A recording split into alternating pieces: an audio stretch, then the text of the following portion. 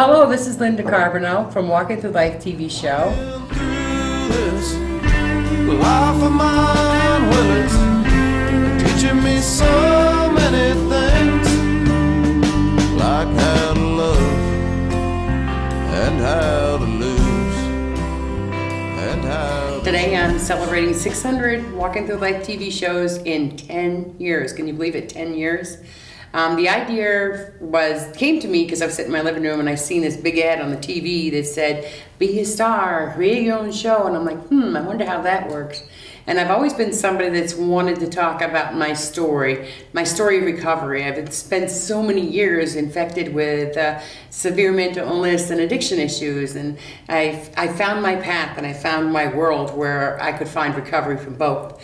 So I always wanted to tell my story. So I called CATV and talked to the executive director, Bob, and he thought it was a wonderful idea and suggested that maybe I do a series on this. And I thought about it and I said, if I'm somebody that wants to talk about, things that I have done to get better, then maybe there's others. And so that's where Walking Through Life came from. So that's when I started, and the first few shows were, a lot of personal stories. Also, like the Turning Point Recovery Center came, and we talked a lot about, they were helpful for me to teach me how to read and write. And it was just a wonderful thing, and it's a wonderful thing to thank people that do nice things for you. And so from there, it just kind of grew and went on. And the one thing I liked about CATV is that knowing that I had a learning disability, they worked with me to teach me how to edit, how to videograph, how to make my dream come true. And that's exactly what I did. I've done lots of different types of shows, not only personal stories, but I've also done some shows with government officials and a lot of nonprofits and the police department, the fire department. I've done fundraisers, and this is where I found my passion. It makes me feel so good to have a passion because I am disabled, but it's nice to get up in the morning and know that I have something to do and that I have CATV down here to help my dreams come true. And that's exactly what they do. So this is what I'm doing, and I'm still doing it, and I want to do it for as long as I possibly can. So this is Linda Carbonell, and I'm telling you right now that there's nothing like finding your voice. And thank you very much to CATV for helping me find that. Guess what? I could not do any of this without my wonderful husband, Teddy Bear Carbonell. That's what I call him anyway, because he is a big teddy bear, but he's an important part of Walking Through Life. He's my sanity. He supports me. He's just a wonderful, wonderful person. He's also one of the first people that came on and talked about living with schizophrenia and some of the things that he has to do in his life to cope with that, right along with what I have to do. So you put the two together and we make a great marriage. Guess who wrote the Walking Through Life song? Tim Brick. Tim Brick is from Barrie, Vermont, and he is a singer-songwriter, and he's very well known here in Vermont, and he took the time to watch a couple of the shows and figure out what the exact wording would be to really highlight the show. So everybody that goes around there singing, "Walking through this life of mine." Of course, I can't sing it like him, but who can? There's only one Tim Brick anyway. Now, welcome to Walking Through Life. You're right. This is my show. Right. Not your show. This is my show. I'm more comfortable doing the intro like that. Hey everybody, this is Linda Carbonell. Hey, I want to speak to all of you out there that may be sitting down saying, "Oh, I love this show, but it would be great if somebody did a show on this or that or whatever it is." You can do that. All you got to do is, like I did, come down here and shoot your idea out, and CATV will help your dreams come true. So I would encourage you to do that. Don't sit there and say, "Oh, I'm afraid to be in the camera," or, maybe this isn't a good show. Come and give us your ideas. Come down to CATV and find out what it's all about, because you can make your dreams come true just as I did. 10 years, 600 shows. Come down and find out more about us. Bye.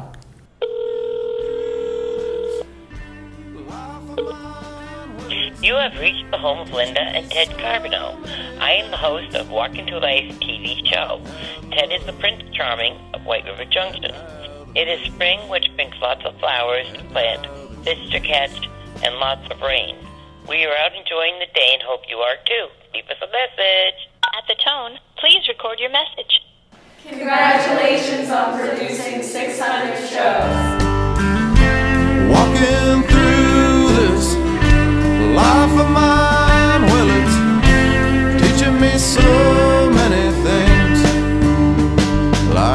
how to love, and how to lose, and how to choose. Well, hello, this is Linda Carbonell from Walking Through Life TV show. Today I'm celebrating 600 Walking Through Life shows in 10 years. And my guests are Lieutenant Governor Phil Scott and Governor Jim Douglas. So just so you know, guys, this is going to be a good show. It's not going to be all throwing you questions about politics and all of that, because that's not what this is all about today.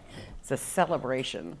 So I wanted to know if maybe I could ask you both a question. Maybe it's a silly question, but maybe it's a good question.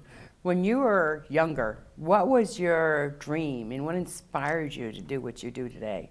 You're a race car driver. Well, that's right. And, some people think that because I'm Lieutenant Governor and running for office and being a senator previous to being Lieutenant Governor, that I aspired to be in politics, which just wasn't the case. I've always enjoyed creating things, building things. I was going to be an industrial arts teacher, actually. I graduated from UVM and did my student teaching, received my certification, and decided not to teach at that point. But I guess early on, I really just aspired to be a race car driver. And I always wanted to race on the NASCAR level and do some great things there. But I've accomplished a lot in my little world in Vermont, and very proud of my racing career to date. I think the Lieutenant Governor's accomplished a great deal. I graduated from Middlebury College and didn't know what I wanted to do when I grew up. Some people aren't sure I figured it out yet. But I got involved in running for the legislature immediately and was successful and caught the bug of public service. I didn't have any particular plan about what office I might want to hold someday, but I just knew that I wanted to be involved in helping other people through the process of government. And so I had the privilege of doing that for more than a third of a century. Well, it's like the story that I like to tell people about you and I is when we first met, it was just so empowering for me to have you sit there and really like the show that I was doing, but then to go one step further and compare me to Oprah Winfrey. Kind of stuck, you know. Oprah has nothing on you, Linda. Oh, no. Really. No, I'm better? That's good. I'm glad about that. No, I'm not really, because she's very good. She has her own Super Soul Sundays. I haven't done that yet. So Something to aspire to. yeah. Another thing I wanted to talk a little bit about too is that I think being creative for some of us is very difficult because a lot of us have lost touch of what we wanted to do in our lifetimes, and I think by trying to find what that is, it's hard to do, but yet you can do it. And I think being encouraged by the government through these recovery centers, through the mental health centers and all of that, I think it's very helpful for us. But I mean, how do you guys feel about people now that are fighting stigmas and coming out and talking about recovery around mental illness, addiction issues, or anything like that? I mean, it's a big thing now. Well, yeah, obviously I think having partners in any of your struggles throughout life, we've all had struggles in different ways, and understanding that you're not alone, I think, is important. And that's why your show is so important to so many, that you reach out to people and you make them feel that they're important, because they are. Mm-hmm. And they aren't alone, and there are ways that we can help each other, inspire one another in different ways, and give a helping hand up in so many different ways. And sometimes we don't even realize we're doing it. Governor Douglas had mentioned public service, and we all need to give back in different ways. And sometimes that's through being in government, in public office, but it could be in public service, on your volunteer fire department or select board, or giving back in different forums as you've found your way. And I think that that's important. Just finding a way to give back is important for each and every one of us. I agree with all the Lieutenant Governor said, and I might add, Linda, I think it's healthy to talk about these issues. So many people are inclined to keep them inside, to internalize them, and I think that's not good. We want people to let our friends and neighbors know that they're not alone, that a lot of people in Vermont who've been through the challenges you've faced and others have, and I think by talking about them openly and honestly and on television, really provides a forum for people to think, you know, gosh, if she did so well and is doing so well now, maybe I can too. Yeah, it's kind of like a hope. It's kind of like spreading hope, you know. No matter where you're at in life, or no matter, you know, how much you struggle at the moment, or you've had struggled in your life, it's good to see that there's hope of, you know, overcoming, or at least being able to handle challenges. And we all know that we all have challenges. Everybody. I mean, there's been several people that's been on the show that said, you know, cancer or whatever. One of my favorite guests, her name was Debbie McKernan, and she came on and she had cancer, and so she came on. She didn't have hardly any hair on her head, but she was so happy to come and spread her joy. She talked about I Love Lucy, her best friend Debbie Smith. She sang a song by I think it was Louis Armstrong. She did a very good job of it, Hello Dolly. Now nobody can sing Hello Dolly like Debbie did. But the thing about Debbie that I'd like to say, because she was my favorite guest, is that she put out like a golden rainbow for everybody to see, is that no matter what you're going through, you don't have to, you know, feel bad. You can feel happy. So it's kind of like she walked amongst the butterflies, I'd like to say. But sadly, we did lose Debbie last year, but she will not be forgotten. And I just wanted to share that story with you guys, because that was a very wonderful story. And I know that she's missed, and she's very loved for being able to show her love through her struggles. And you know, that's important, I think. Well, again, when you hear some of the stories that you've been able to share with others, I think it gives those of us that are going through some struggles of our own in different periods of our life, when we hear about others, we say, well, you know, maybe my struggles aren't Exactly. as bad Yes. as I think they are. Yeah. And there are people going through much greater challenges. So I think that's important as well to talk about it, so that we understand that about one another. Put yourself in somebody else's shoes is important. Mm-hmm. Yeah. Would you agree with that? You bet. I didn't know Debbie, but that's the kind of story that can be inspiring, and not only in terms of changing one's attitude about a disability or a medical challenge, but experts in the field of medicine say that attitude really can improve one's health. Exactly, yeah. So I think there are a lot of good reasons why getting the stories out of people like Debbie and others who've faced these challenges in their lives is really a positive thing. And through a lot of them, there has been tears, pain. But you know, I've heard from the guests that have felt that it was a sense of relief that they knew that other people's heard their story. So they don't have to keep that inside anymore. They released it, and in sense of releasing it, I think you're letting it go. And I think that's just important. And I love sharing my stories with you. And I love the story that last time you were here, Lieutenant Phil Scott, you shared the story of riding your bike around Vermont and how you stopped to talk to an elderly lady that had some questions for you. And the thing that you told her was, you know, yes, I understand, but I can't make any promises that I can change that. And that's important too. But the message that I wanted to say about that is that that lady was heard by you. She was heard. I think that there's a number of people throughout Vermont that are so frustrated in both their personal lives and in their communities and so forth. We receive, and I'm blessed to have a great chief of staff, Rachel, does a wonderful job in our office, but she fields an awful lot of questions from people that hit a brick wall. They don't know where to turn.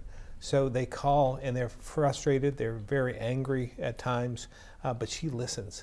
Mm-hmm. And she listens through them, and that's something that we try to do. We try and listen to people that call and at least understand their predicament.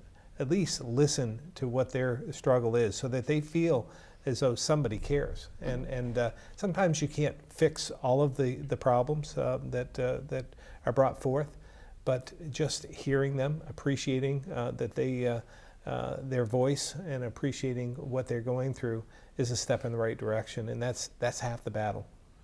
And I think the Lieutenant Governor is being modest, because very often he's been able to point someone in the right direction.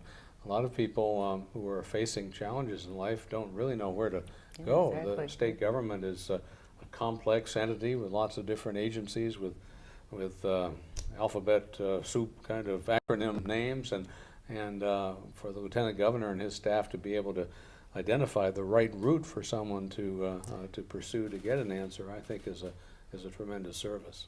Oh, I do too, for sure. And I like, I remember when we first started doing Walk Through Life show, and we had Mark Helliges from the Turning Point here. And obviously he told my story. He does a wonderful job with it, doesn't he? He's better than I do anyway. But at that time there was, I don't know, just a very few Turning Point centers.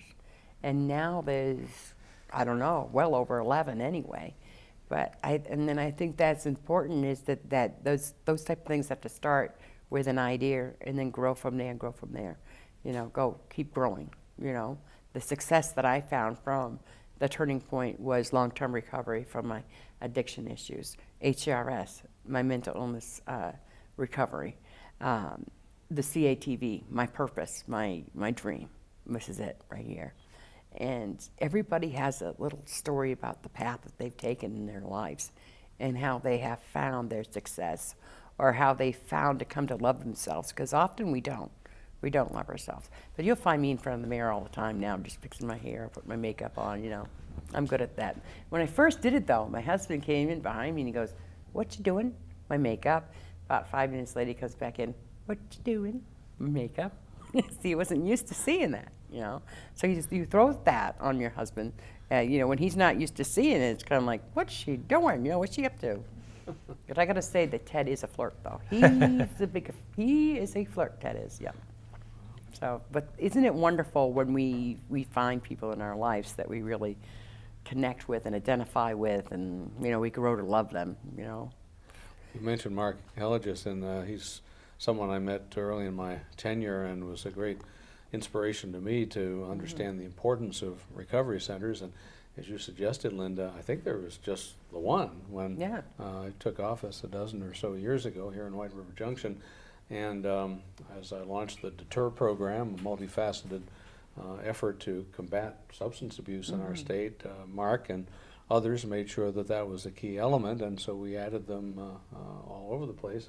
And I mean, it's not rocket science. It makes so much sense to have a place where folks can go and be with people who've had similar challenges, to spend some quiet time or some recreational time, just to be with other people. So I'm really delighted to see the Recovery Center effort succeed. And Phil Scott was a senator when that began, and has been a great supporter of expanding those opportunities in every part of our state, and it's really made a difference.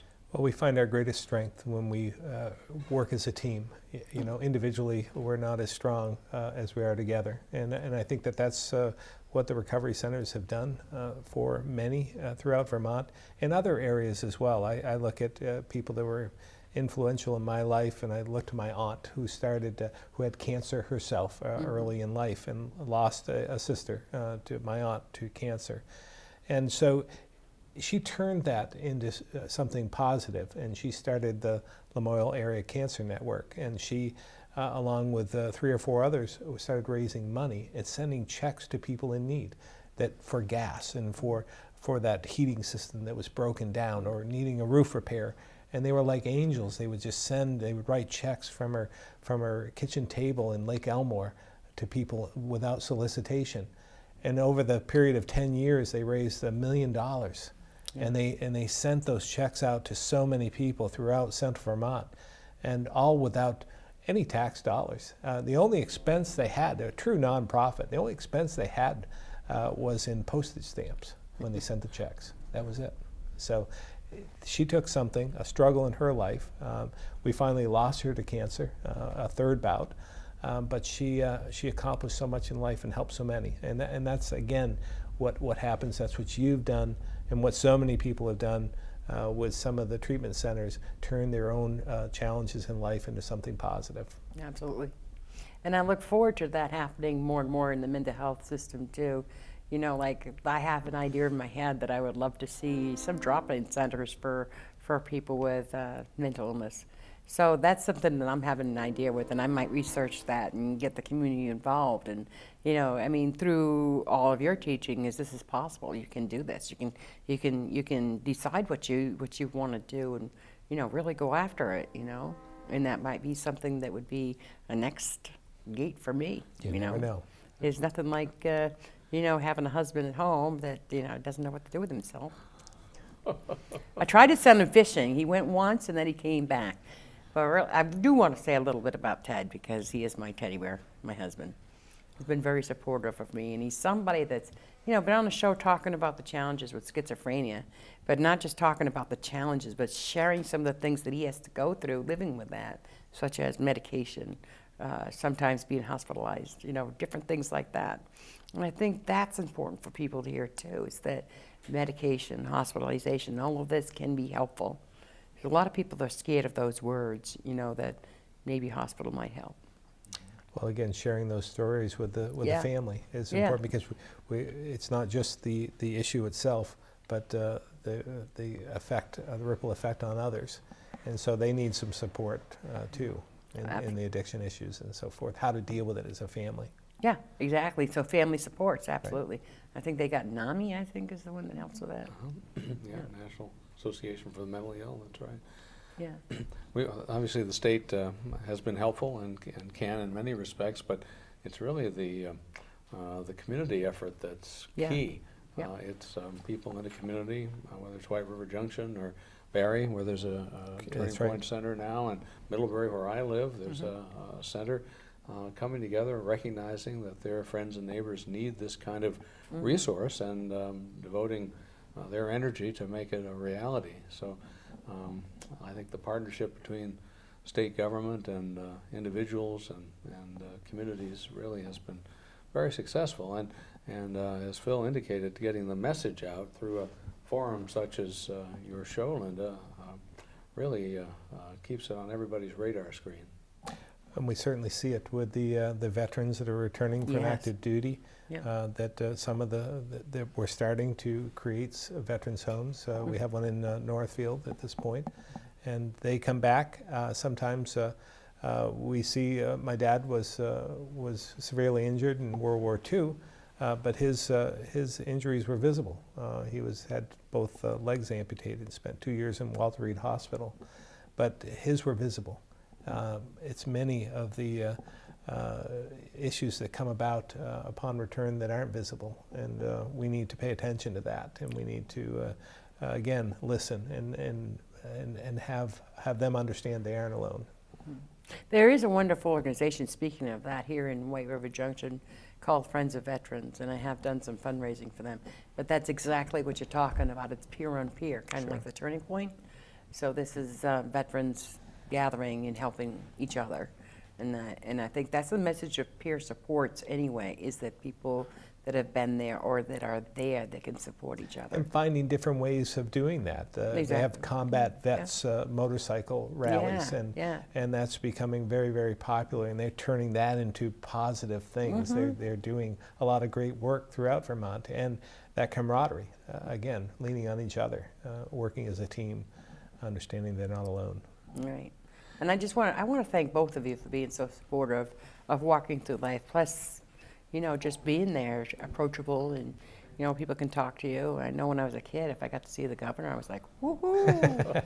I was exciting. Now it's not that big a deal. No, it is. No, that's not what I meant. No, that's not what I meant. But I had to go to them then. You guys came here to me. This is great. I love it. Well, we've always responded to your subpoena on your show. Walking Through Life needs you. Yeah, who could say no to you? I know. Not well, some people do, I guess. I was thinking of another aspect of this, and Phil can comment on it in more detail, but we're facing this tremendous demographic challenge in Vermont. We have a shrinking workforce, an aging population, and we need each and every Vermonter to be successful, to be a full participant in our communities and our economy, to be a taxpayer. Yeah. We can't afford to have people fall through the cracks for the economic well-being of our state, in addition to the personal well-being of the individual. Well, we certainly are. You know, we're a state of 625,000 people, and that's that population has remained stagnant for quite a number of years. But what's changing is we're getting older, and so we need to look for opportunities for our youth to stay. And we've lost 30,000 people out of the category from 25 to 45, which is a staggering amount when you think about that, because that's our working class. Those are the folks that have families. They buy homes, they put kids in school, and so the ripple effect is we're educating less kids now, 20,000 less kids in the last 20 years. So we need to keep people here. We need to bring new people, new faces into Vermont. We need to encourage all types. I've talked a lot about trying to encourage legal immigration. We need to bring more diversity into Vermont, and it's a great way to bring more people in with different backgrounds and a great, in some cases, a great work ethic. And we need to work together in order for the common good, for us to be stronger. Another thing, like you were talking about, people participating in work and getting involved in the work. One of the things that Vermont does have that I was sitting on, and that's the Governor's Committee for Employing People with Disabilities, which is a support for employers that may find it difficult to hire people with disabilities. And the committee is very good about strategizing to find ways to help the employers. And sometimes when you have a disability, it may be hard to think about going back to work. But I found when I did, it was very rewarding, and it just made me feel good to earn that paycheck, you know? Made me feel I good. think it's very important. People with both physical disabilities. My dad, again, I look at him as an inspiration because he worked for the state. He was a truck driver by trade before he went into World War II. And obviously he couldn't do that when he returned, but he found another route, and he was head of the highway permit, oversized load permit, so he still was able to connect with his trucking community, his friends, in just a different way. And there's always a way to stay attached and to stay relevant, I guess. So just have to look for opportunities. Plus, it makes you feel really good. Right. It just, you know, I mean, it's like what I do here. It's like it's changed me from a person that hardly even went out of her house to somebody that doesn't like to stay home anymore. What a difference, huh? And plus, I talk a lot. You noticed that? No, I hadn't noticed. Yeah, I do. I talk quite a bit. Oh, hard to do a TV show without talking. Yeah, I do that quite a bit, but it's good for the soul. It's good for the soul to be out there working or volunteering. Volunteering, now that's another subject that I want to bring up too, because that is so important. Because again, like doing what I do, it's a volunteering, but it's worth it, because I always like to think of it as, okay, so Social Security steps in for me when I can't work, but there's always a way that I can give back. This is one of those ways of giving back. I'm doing something for the community. I'm doing something for society. I'm participating. And it's so important. And volunteering your time, I think, makes you feel good, because you're really giving service. You are giving the service. I think that's really important, and I think that's something that's ingrained in the Vermont culture, is volunteerism, helping your neighbor, being compassionate for your neighbor. And I think that Irene, during Tropical Storm Irene, was a great example of that spirit, that community spirit, and where I found so many neighbors helping neighbors, people that didn't even know or like each other particularly, were coming out to help, and putting all that aside for the greater good, because in the end, you want to do for others. And That's right. so volunteerism is so important to our society. And when we think about all the volunteer firefighters and first responders that give up so much of their time in Vermont, and we think property taxes are high now. If we didn't have their service, we would be much more burdened than we are now. So we thank them for that, and others. Lieutenant Governor Scott was a very key volunteer after the tropical storm. The mobile home park and his community in central Vermont was wiped out completely, I guess, and he took it upon himself to help those people relocate, to get new mobile homes in that area, and it was a major undertaking, not just emotionally, but logistically as well. And so he certainly walks the walk.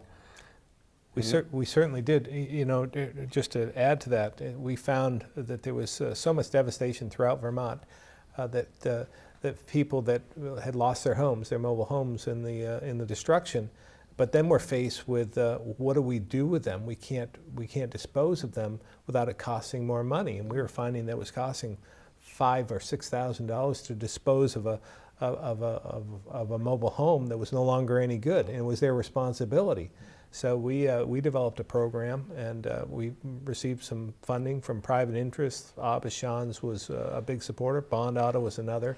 Gave money to the cause, and we were able to go around the state and recycle, dispose of those about 100 mobile homes at no cost to the owner, so that they can move on with their life. So they have a clean slate and trying to move forward. But those are the situations where you look for opportunity. Where is the biggest need? And we found a big need there for a community that was already suffering.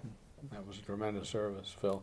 You know, I was thinking that when Linda brought up the topic of volunteering, that one of the most rewarding experiences I can recall each year was presenting community service awards to people who were nominated by friends and neighbors and colleagues in their communities, and I was always so impressed with the breadth and diversity of the types of service that is rendered in our community. And you're certainly right that this is a place where neighbor helping neighbor is not just a throwaway phrase. That's right.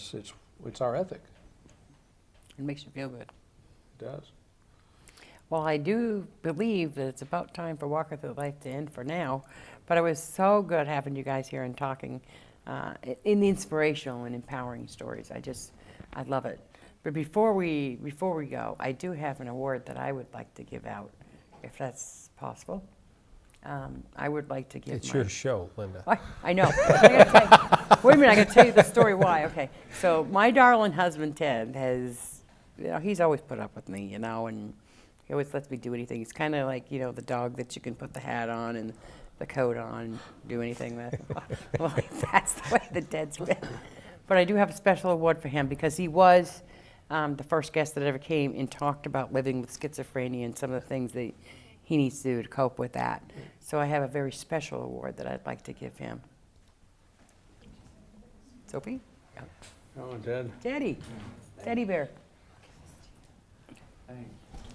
Come sit right here, or stand right there. Yeah, you can do it. You can sit. Oh. You are, oops, this is upside down. You want that so you can see it, okay? There you go. And it says the appreciation from Walking Through Life TV show for being an inspiration and exceptional, empowering stories that you have told in sharing our lives on Walking Through Life. So this is for you. I appreciate it. Yeah, that's nice. Congratulations, Congratulations, Ted. Thank you.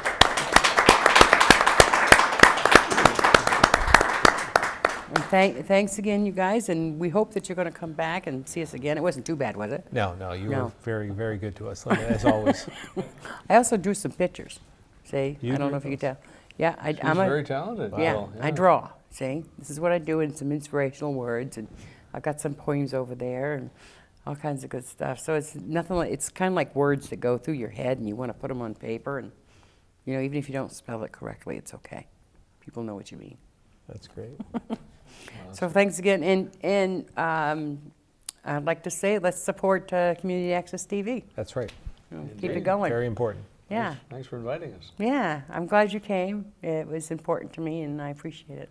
Well, best of luck on the next 600 shows. Yes, Yeah, we'll be there for the next 600. Yeah. Good.